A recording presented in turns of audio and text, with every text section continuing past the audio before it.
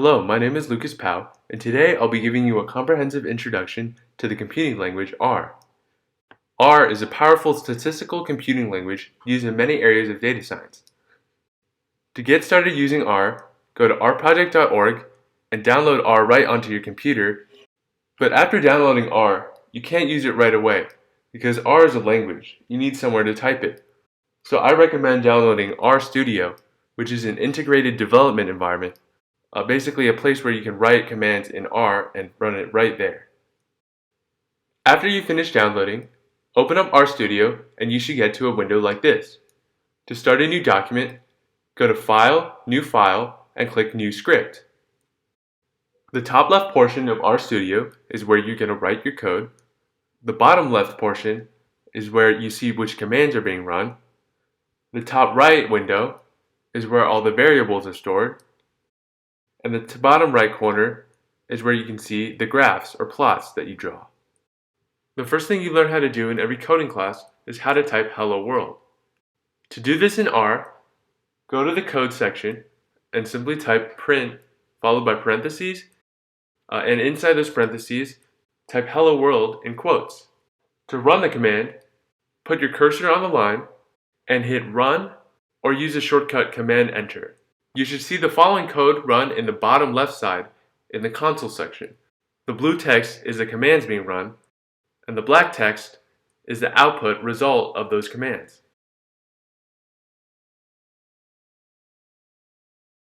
To create a variable, type the desired name of your variable, followed by an assignment operator, the less than sign and the minus sign, followed by the value you want to put inside the variable. When you run this command, notice that the variable followed by its value shows up on the top right side in the environment. R has three main data types: numbers, character strings, and logical operators true and false. But unlike other programming languages, you do not need to specify the data type of the variable you're trying to create. Although R automatically detects which data type you're trying to create based on the value you input into the variable, you can also switch between different data types by using as.numeric or as.character. Notice how in this example, we reassign the value 1 into test variable 3 as the character string 1, in comparison to the value in test variable 1, which is the actual number 1. Now I want to print out the following message: hello, my name is Lucas. I could achieve this task by putting the text directly into the print function. Or what I'm going to do is put my name, Lucas, into a variable that I'm going to call name, and then I'm going to stick the rest of the greeting message into a variable called greeting by concatenating the following two strings using the paste function. We can see the values stored inside these two variables on the top right side in the environment. Now we're going to output this whole message by using print greeting. Notice that greeting is not in quotes because we are printing the value inside the variable called greeting, not the word greeting itself. Now we're going to talk about some basic data structures found in R. The most basic fundamental component found in R is a vector. To create a vector, put all the components of the vector into the C function, separated by commas. When we run the command to create the variable containing the vector, we see it shows up on the top right side in the environment. But we can also check to see what's in the contents of this vector by simply typing the variable name containing the vector, running the command, and checking to see the results in the console. We can also shorten this code by putting it all on one line, separated by a semicolon. To append new values to your existing vector, simply use the C function again, typing in your original vector, followed by any values you want to append into the new vector.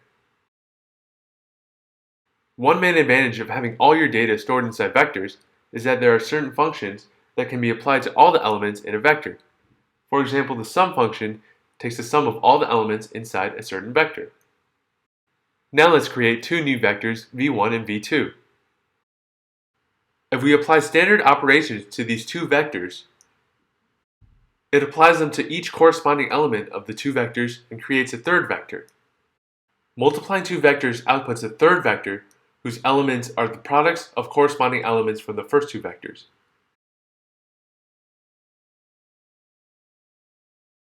You can convert several vectors into a matrix by using the cbind function, which concatenates them side by side as columns, or by using the rbind function, which concatenates them side by side in rows. Or you can also create a matrix by using the matrix function. First, take all the elements of your matrix and combine them into a single vector. Now use the matrix function, which takes in the vector of elements, the number of rows, the number of columns, and if you want to arrange the elements in rows or in columns. To extract a specific element in the matrix, specify its row number and its column number and put those arguments into square brackets. If you want to extract a whole row, leave the column argument blank. And if you want to extract the whole column, leave the row argument blank. You can change the names of the rows of a matrix by using the row names function. You can always check your results in the console section down below. And you can change the names of the columns of a matrix by using the call names function.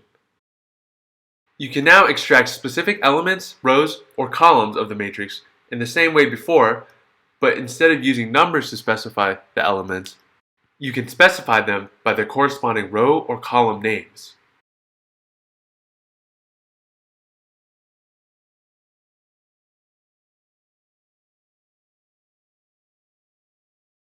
A list is a data structure whose elements are vectors. So to create a list, first we're going to create a set of elements who are vectors. Now we can create a list by putting the elements into the list function. We can extract a set of values in the ith element in the list by placing I in double square brackets. We can also create names for different elements in the list by using the names function and assigning a vector of values. Now we can extract specific elements in a list by their list name using the $sign.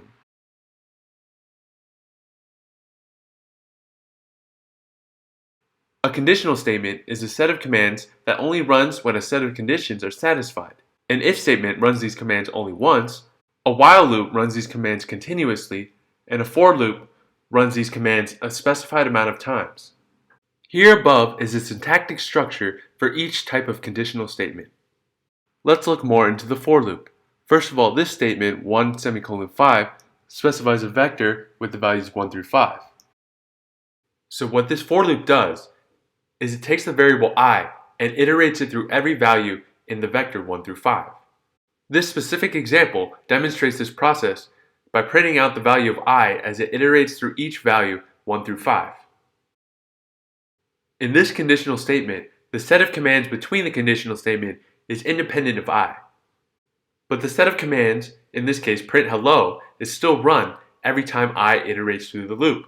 So since I iterates through 5 different elements, the set of commands print hello is set 5 times.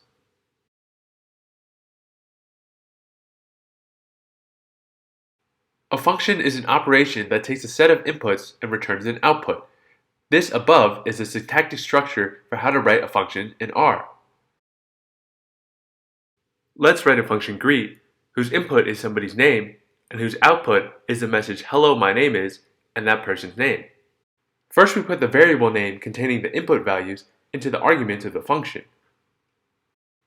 And then the message we want to return is a concatenated string of hello my name is, and the variable containing the name, so we use the paste function. Now in order to specify an output of the function, we put the variable containing the output value into the return function. Now let's test out this function using my name. But as you see in the console, this function doesn't work yet because we haven't run the commands containing the function.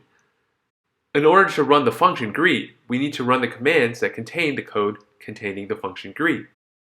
Now if we wanted to greet someone else like Bob, we can put Bob's name into the function and it should print out the greeting hello my name is Bob. Now we're going to create another function called factorize, which inputs a number and outputs a list of that number's factors. First we put the input variable into the function's arguments. Now we want to output a list of factors, so let's instantiate an empty vector called factors. Now if we run this command we get an output of null. That's because factors is an empty vector right now. We need to write some more code that adds the factors to this list of factors. We're going to use a for loop that iterates through each number from 1 to that input number. At each iteration, we're going to append or update the existing list of factors to include the numbers. Now if we test out the function again, we get another list of numbers, but we want the factors. So we're going to stick this line of code into an if statement which says to append the current number to the list only if its modulus remainder is 0. Now it successfully outputs a list of all the factors. But instead of just outputting a list of all the factors, let's output the message that says the factors of this number are. So let's change the variable inside the return statement from the list of factors to a message that says the factors of this are. And we're going to stick this into a new variable called message, which pastes together the strings the factors of and the number itself. Now when we run this function, we get the output message that says the factors of this number are. Finally, let's add the list of factors to this message by first collapsing the list into a string separated by commas.